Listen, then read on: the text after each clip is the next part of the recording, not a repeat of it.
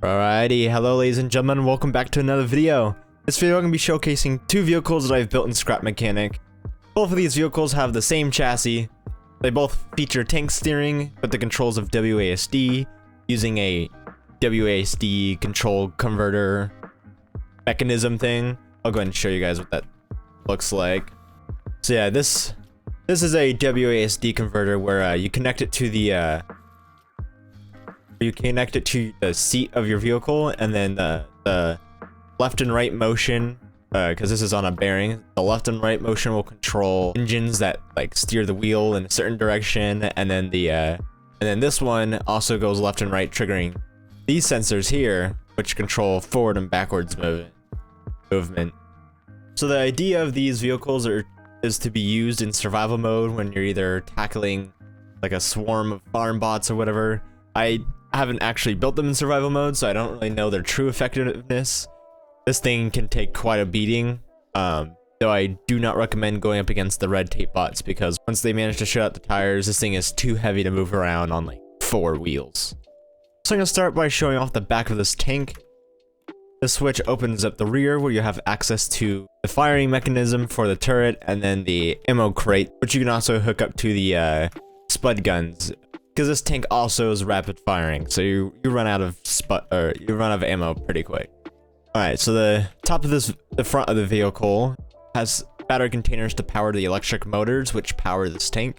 Yes, both vehicles are electronically powered because they have a much more torque. You press this button here, it opens up the driver door. For some reason, I haven't put a button for the co-driver door, which there isn't one. So for the co-driver, you're gonna have to sit in there and then jump out and hope you don't get stuck. And in order to refill the battery containers, I put this moving little door with the glass, so that way you can access the battery container and put in batteries, because it's kind of hard to access them through here because you have to be standing on the edge, and I figured it'd just be easier if it was like that. Alright, entering the vehicle, and you press number 6 to close the driver door. Like I said, it has WASD movement. Oh god, the lag. It is quite maneuverable for this hunk of metal. This vehicle is definitely a get up and go kind of vehicle. You can use mouse 1 and 2 to maneuver the turret. The number 3 button just opens the rear door. Buttons 4 and 5 control the elevation of the turret, and then once you hit 7, it toggles the rapid firing of the spud guns, and so you can move it around, shoot willy-nilly, try and take down some farm bots. Which, it's a little bit difficult to aim with this thing, especially when the turret gets jammed for some reason. So yeah, the idea behind this vehicle is to keep you and your friends protected for as long as possible and just rapid fire. Alright, I'm going to show you guys this thing in action, just for a proof of concept. Rotate this thing around and fire.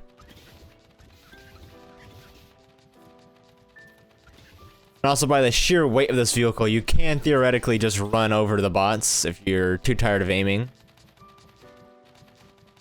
And my vehicle is stuck. Alright, well, let me back up here. There we go.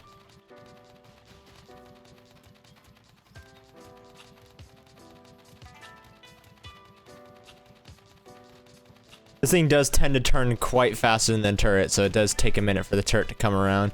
You can increase the speed however you want, but you also have to keep in mind if it's too fast, then it's going to be a little bit harder to aim. I'm not the best at maneuvering my own vehicle here. Give me a second. There we go. Oh, okay. Hold on. Let's turn here. Got him. So yeah, that's the concept with this heavily armored tank. Both builds are available on Steam Workshop if you look up my profile, or just search up heavily armored tank for this vehicle, and this vehicle is anti-bot tank. The door at the rear features a window, so if you have friends in here that are using either for transport, or you can remove these seats and add ammo containers for the guns. This one I just didn't really think too much about survival, just more of functionality. But once you're in here, you're pretty much protected from all angles, except if the glass out there gets shot out and then this gets shot out somehow, then you're kind of screwed. But you're pretty well protected on the inside of this vehicle. Oh my god. The rear of this vehicle features glass. You can hoard up a bunch of your friends and keep them protected back here, or you can put storage or ammo crates in here, whatever you decide to do. This thing features auto turrets, which I got the design from these turrets by Nico Geeko, the auto turret. This one, if you press the button back here, it oscillates back and forth, and if something's in front of it, it'll shoot at it. It's a pretty good turret, except I needed to make a miniature version, that way it can fit around my tank. So yeah, with this tank, you can pretty much hop on top of one of the turrets. Try not to get shot to get on top here. You don't need a lift, hopefully. It is handy though. This vehicle has a button for both the co-driver seat and the driver's seat, so both you and your friend are taken care of. Once you're in, this vehicle only has 4 buttons. It's a pretty simple vehicle. Same controls as the other tank. WASD controls. This thing is also pretty maneuverable for how heavy the tank is. Alright, so if you press the number 1 button, it activates the oscillation of... It activates the rotating of all the turrets. That way you can drive around, and once it detects something in front of it... Oh god, I forgot the lag. I added lights on top of them so you can kind of use them to aim. Better to use at night, so that way you can see where all the turrets are looking. This vehicle is built to be pretty quick, engage targets. The turrets will automatically fire upon them once they detect them, so you kind of have to work with them. The number 2 key just opens up the door in the back. The number 3 key opens up the co-driver and driver's seat. And the 4 key turns on all the lights in the front, giving you plenty of visibility, which for some reason this save have this all the way as bright as it goes. Gonna have to update that. Yeah, you get plenty of visibility when everything is on, so you don't have to worry too much at night. I'm gonna show you guys a little demonstration here with the tank.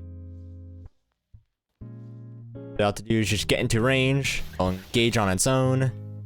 You can scoop back, get into a different angle, and it'll start firing upon them. Like I said with the other vehicle, by the sheer weight of this thing, you can run them all over and be perfectly fine. There we go. And shoot that thing. Or just run it over. Alright, let's approach this thing. Boom, dead. Boom. Oh, it fell under. Alright, let's let this thing approach.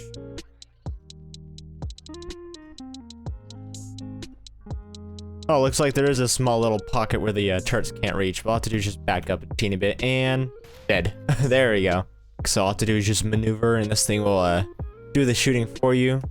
Though I wish there is a way to make the turret swivel back and forth a little bit faster. That way it can, engage a bit quicker, so you don't have to wait for it to go back. But so yeah, this was just a short showcase of these 2 vehicles I built. Both of them are available on the Steam Workshop. The one on the left is named Heavily Armored Tank, and it's by me. Be sure to check those out if you guys like to. Let me know if you guys changed anything on the vehicles to either improve things. Be sure to check the page for these vehicles for updates in the future. Thank you guys so much for watching this video. I hope you guys enjoyed this video just as much as I enjoyed making it. If you'd like to see more videos just like this, please feel free to subscribe, like, and comment down below, because I'm sure there's going to be more coming. As always, have a wonderful rest of your day, and I hope to see you in the next video.